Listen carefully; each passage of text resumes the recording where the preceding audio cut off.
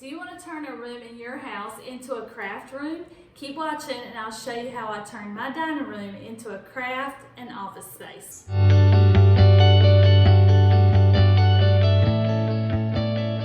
been in this house for 15 years and we never really used the dining room to eat in. It just became a dumping ground for us to store stuff and set stuff on the table to get it out of our way, and it was just not being utilized. And I always wanted to turn it into something different, but I wanted to hold on to the furniture because the table and the china cabinet in that room were handed down to me from my granny. It was something that I got whenever she passed away, and so I didn't want to get rid of it. I wanted to use it, but I didn't really want a dining room. So after a lot of thinking and ideas, decided that we really needed a craft space and an office space in our house because we didn't have that. And if we could paint the furniture and dress it down, make it a little less formal, because it was very formal, very dark, heavy wood, then maybe we could flip the space and get a little more use out of it. So that's what we did. We painted the room, we updated the lighting, and we painted the furniture, or I painted the furniture. Thank goodness chalk painting is really easy, and turned it into a craft space. And a little corner of it is office space for me, for my business. So I'm going to show you the room. I really wish I had before and after pictures of the furniture. I did not take. I was so excited about starting the project and just getting it done. I forgot to take pictures of the before. But use your imagination, and I'll take you on a tour of what we did with the space. Okay, this is what it looks like walking in from the kitchen. Go straight ahead to the table. This is our craft table. This was a dining room table, and it was dark wood. I chalk painted it, distressed it a little bit. You can see on the edges and down the legs. And then I put a coat of wax on it.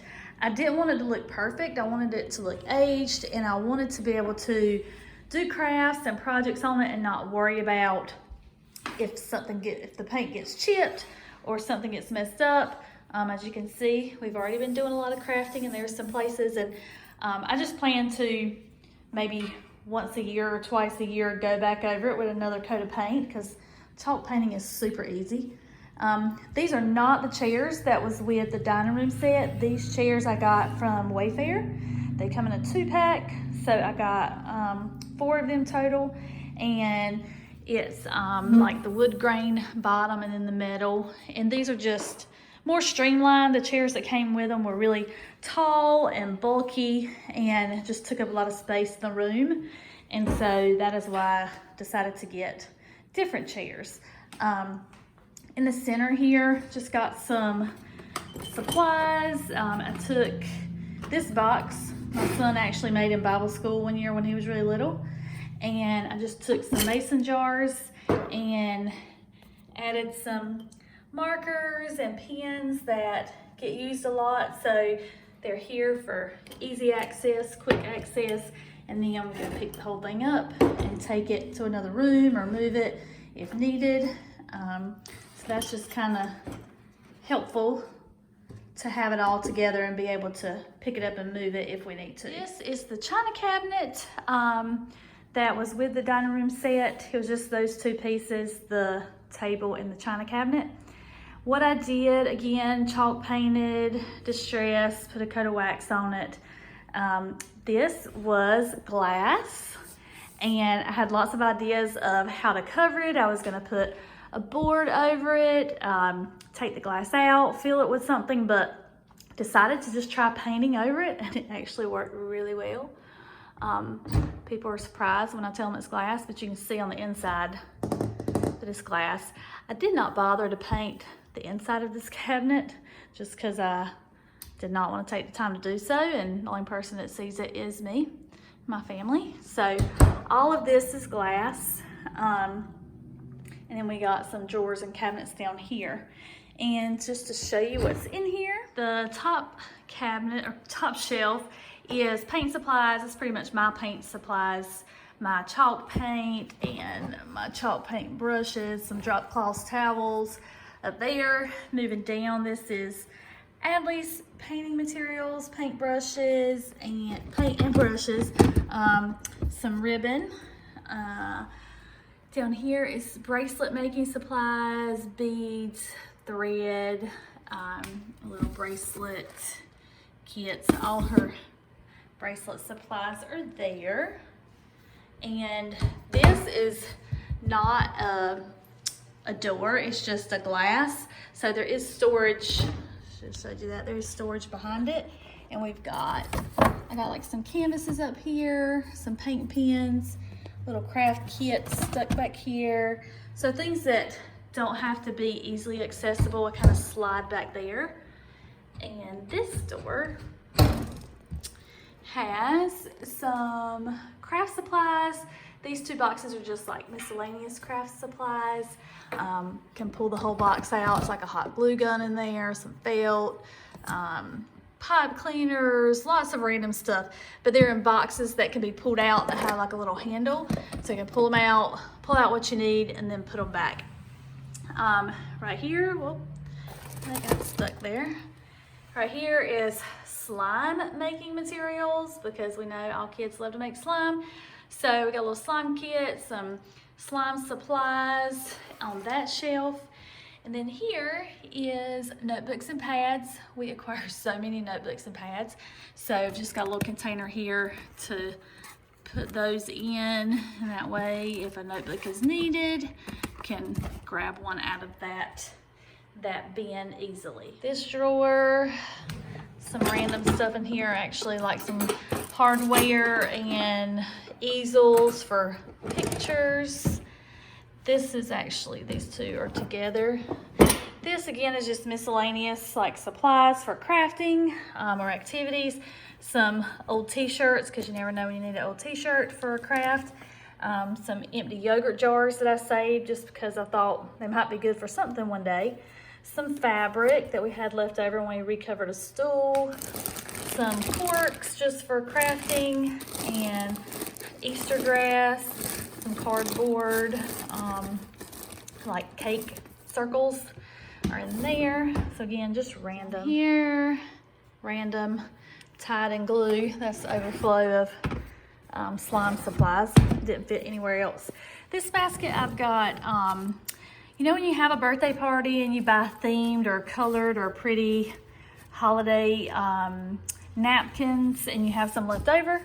I've got all my leftovers there so I can pull from them. Colored napkins, and then plates, like party plates, because I always have extra and I save them for the next party or holiday.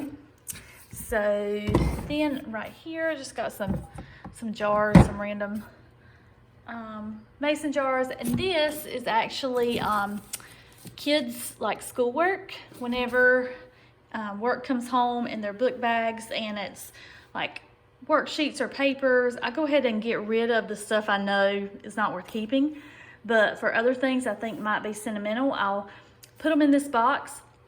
And then when the box gets full, I will pull them out and go through and sort out what I want to keep and what I want to get rid of. And I got a box for each kid, and I'll go through it and then empty it and just kind of start over. Down here is party supplies, streamers, balloons, tablecloths, banners, any kind of party supplies that I have, I just keep down here so I can grab if needed. Moving on from the china cabinet over to this corner beside of it, I have this cart. We call this Adley's drawing cart. It's got all her drawing supplies. She loves to draw. The top section is drawing paper and books, and I got these two little divider bins in here.